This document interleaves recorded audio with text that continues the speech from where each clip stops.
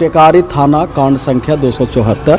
रोशन कुमार की हत्या बड़ा ही क्रूरता से किया गया था और उसको हत्या करके पेड़ में लटका दिया गया था। यानी पूरे भय फैलाने की कोशिश की गई थी टेकारी क्षेत्र में। पुलिस की जो कार्रवाई हुई है, हमें लगता है कि कहीं न कहीं मुजरिम, जो दबंग मुजरिम है, उसको बचाने की कोशिश की जा रही है और कुछ इंसान लोगों को फंसाकर इस केस के मामला को रफा दफा करना चाहती है प्रशासन अपने तरफ से। बिहार में बढ़ती हुई जो दलितों के ऊपर अत्याचार है, उसके बारे में आप क्या कहना चाहेंगे?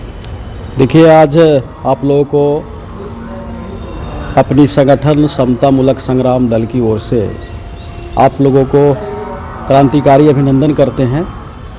और आज जो एक छोटी सी प्रेस कॉन्फ्रेंस है, इसके माध्यम से मैं एक घटना को केंद्रित करना चाहता हूं।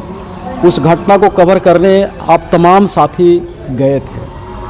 वो घटना है टेकारी थाना कांड संख्या 274, रोशन कुमार की हत्या।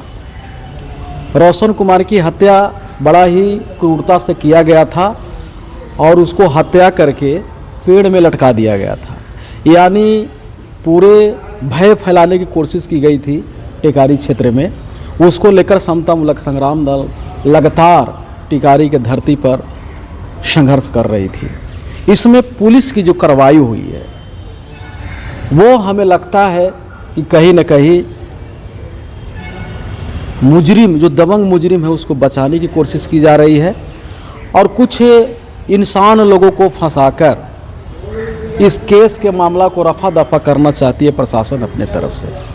उसमें कार्रवाई ये हुई कि पुलिस का जो मुखिया है गया का एसएसपी, उन्होंने पर्दाफाश जो किया है वो शक के दायरे में है। उन्होंने एक लड़का को गिरफ्तार किया जो उसी लड़का का नज़दीकी है, दोस्त है। और पर्दाफाश करते हुए एसपी ने ये कहा कि रोशन कुमार के मामला को मैं उद्भेदन कर रहा हूँ। घटना इस प्रकार है कि उसने, एसपी ने कहा कि ये मामला लव से जुड़ा हुआ है, लव अफेयर का मामला है। रोशन के बड़ी बहन का जिक्र उन्होंने किया और कहा कि जिस लड़का से इन्हें संबंध है, उसी लड़का ने इनके भाई को मारा और उस लड़का को जेल में उठा के आज के डेट में डाला गया है। पहला तो जिस तरह से एसएसपी ने मीडिया को संबोधित किया, वही अत्याचार अधिनियम के अंदर आता है कि एक तो रोशन की जान गई, दूसरी कि उसी रोशन के बहन को भी बीच बाजार में उन्होंने उनके चरित्र पर अंगुली उठाने का काम किया। यहाँ के एसएसपी ने उसके बहन को बदनाम करने की कोशिश की गई, जो एक महिला अपमान माना जाएगा कि एक महिला, उस खास करके दलित उस बच्ची का अपमान है। दूसरी तरफ जो उस लड़का को गिरफ्तार किया गया, आप सोच सकते हैं कि अगर एक आम व्यक्ति जो एक कम उम्र का हो, यही 21, 22, 20 बरस का लड़का हो और जो पेशेवर अपराधी ना हो, या तो वो एक अपराधी प्रवृत्ति का आदमी ना हो, मान भी लिया जाए कि वो अगर इस तरह की घटना कर दिया हो, तो पुलिस उससे 3 बार पूछताछ की है। जिस दिन घटना घटी, पोस्टमार्टम के बाद जब यहाँ से रोशन का लाश गया उसके घर पे, उस दिन 2 बजे जिस लड़का को गिरफ्तार किया गया है, उसे प्रशासन पूछताछ की।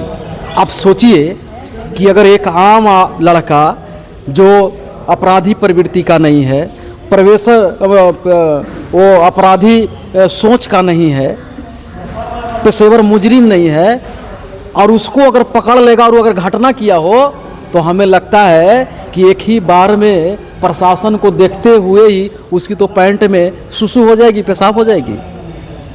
और उससे 3 बार पुलिस पूछताछ करता है और पुलिस से कहती है कि नहीं इसने गुनाह कबूल कर लिया है, जबकि उससे अगर हम लोगों ने जेल के माध्यम से हम लोगों ने संपर्क साधा मिला तो उसने कहा कि हमें डराया धमकाया गया है, हमने इस तरह की कोई घटना का स्वीकार नहीं किया है।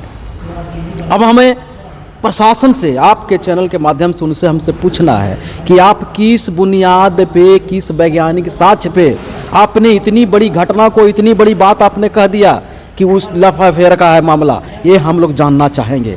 उसके परिवार से लगातार हम लोग संपर्क में हैं समतामूलक संग्राम दल के कि वो एविडेंस पब्लिक होनी चाहिए कि किस एविडेंस के आधार पे आपने खुलेआम कह दिया कि इसके बहन के जो बॉयफ्रेंड था उसी ने इसको हत्या किया। ये किस आधार पे? क्या मोबाइल में आपके कोई आधार है? क्या है? अगर हम लोग इस इंतजार में हैं, हम वो साक्ष्य को देखना चाहती है समतामूलक संग्राम दल। वो साक्ष्य जब तक वैज्ञानिक रूप से वो प्रमाणित नहीं होगा तब तक ये हम मानने के लिए तैयार नहीं है।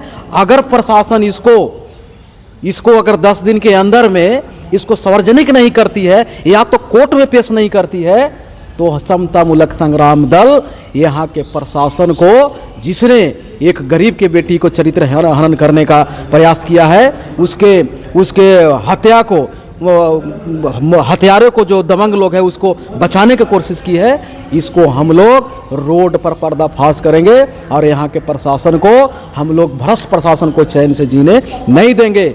चाहे तो प्रशासन यहाँ इसको हटाए और इस पर कानूनी करवाए, और नहीं तो अगर इन लोग के पास अगर साक्ष्य है तो कोर्ट में पेश करे, और अगर कोई बाध्यता नहीं है तो सार्वजनिक पेश करे। वो क्या किस आधार पर किया है, लेकिन हम लोगों के जो हम लोगों का जो अनुभव है उस अनुभव में प्रशासन दबंग अपराधियों से मिलकर एक गरीब को फंसाना चाह रही है और फंसा के दूसरे का गुनाह दूसरे के माथे पर मढ़ के ये जो है पब्लिक के शांत करना चाहती है, जो समतामूलक संग्राम दल कदापि नहीं होगा। रोशन कुमार के हत्यारों, जो मुख्य हत्यारे हैं, उसको प्रशासन गिरफ्तार करके लाए। अब सोचिए कि एक आदमी को गिरफ्तार करे, क्या एक आदमी मार के लटका देगा? एक लड़का जो हम उम्र की हो मार के लटका देगा? नहीं। अगर इसके साथ कई लोग घटना में थे तभी तक आपने गिरफ्तार नहीं किया, क्यों नहीं किया? क्यों नहीं किया? क्या कार्रवाई हो रही है? इसका मतलब इसमें एक लड़का को गिरफ्तार करके इस घटना को ही लिपापोती करना चाहते हैं। ये जो आंदोलन चल रही है न्याय का, उसको दबाने की प्रशासन कोशिश कर रही है। तो हम किसी भी कीमत पर यहाँ के प्रशासन को हम किसी को बलि देने नहीं देंगे, और ये बर्दाश्त कभी नहीं समतामूलक संग्राम दल करेगी कि किसी इंसान को फंसा दो और मुजरिम को बचा दो। ऐसा हम लोग बर्दाश्त नहीं करेंगे। समतामूलक संग्राम एक्शन लेगी इस पर। उससे भरोसा उठ गया पुलिस प्रशासन से आप लोग को? हमको तो सरकार पर भरोसा नहीं है, सरकार पे ही भरोसा नहीं है। सरकार ही दल बदलू सरकार है, छन छन बदलने वाली सरकार है, और सरकार के ही तो प्रशासन है।